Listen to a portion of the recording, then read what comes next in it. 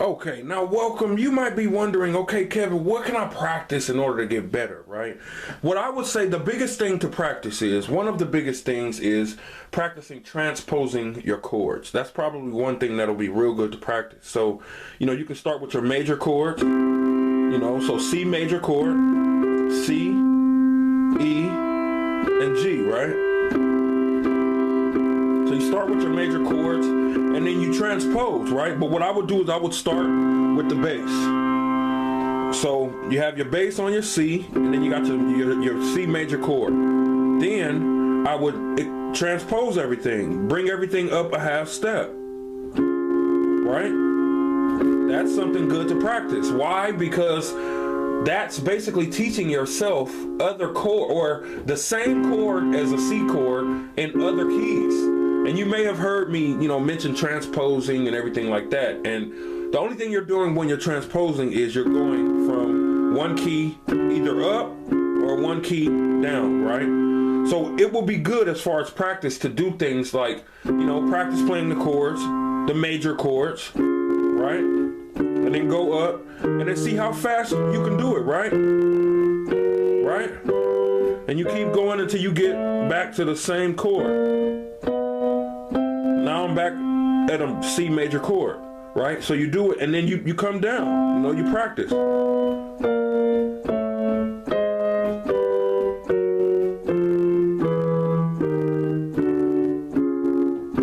Now you're back at the C major chord. And then I will practice that minor as well. Remember, to make it minor, you go from the 3, you bring it down a half step, and it's sad. It went from happy to sad. That quick. And then you practice that, right? You go,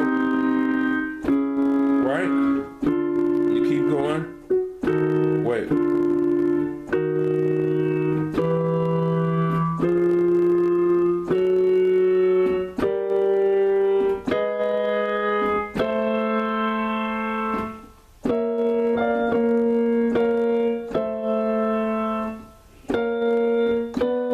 And then you're back at a C minor chord, right? That's another good thing to practice. And then once you practice those, you do the same thing with major chords, but you twirl your fingers now. So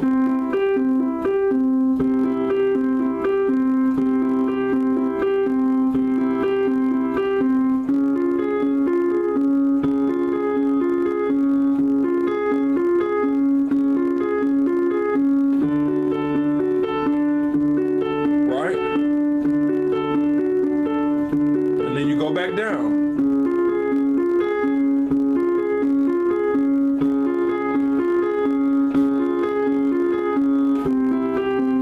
Same thing with minor.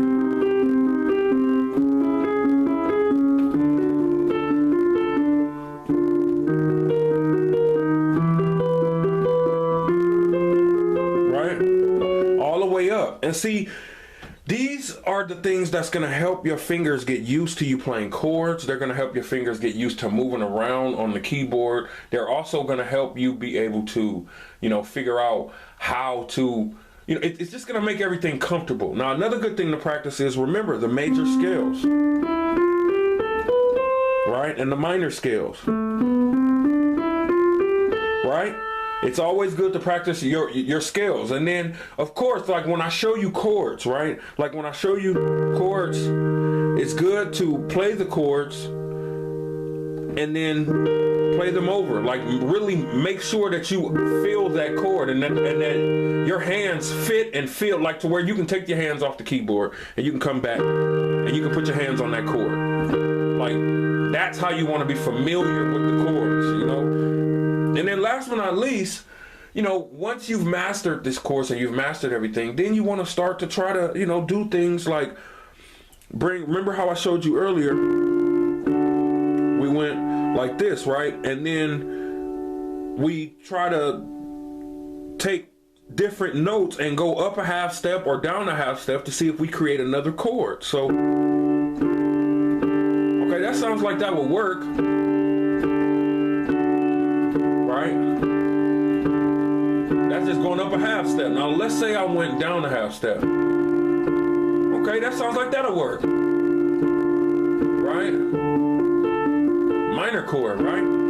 Now, let's say we move some of the other notes. Let's see what will happen. Okay, so this is where we started originally. Let's see. Okay, that sounds like that will work.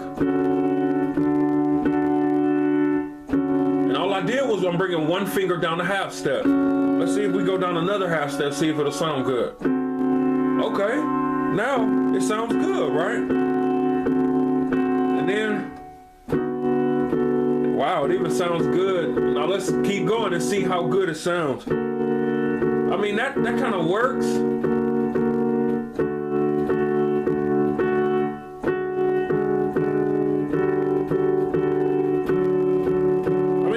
That's crazy enough. That's crazy, but it works. Now, let's see if we can take this note and go up a little bit, right? Or down.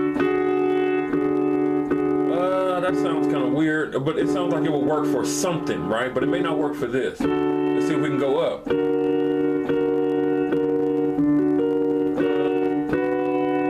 Okay, so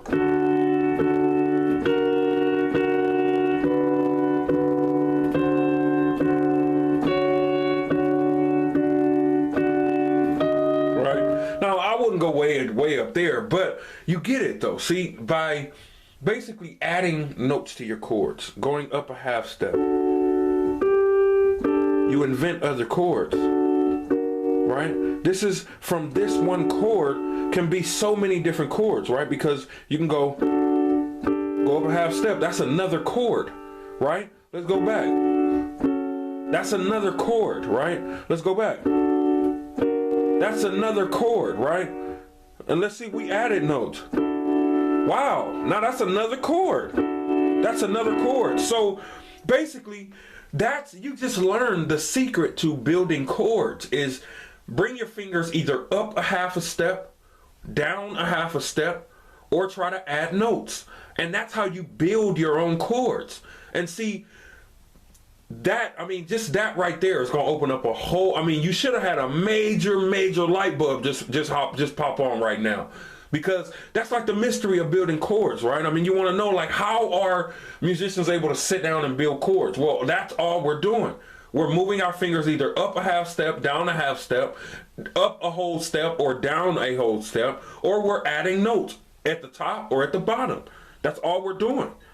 So you just learned a major secret. But practice those routines, and those will definitely help.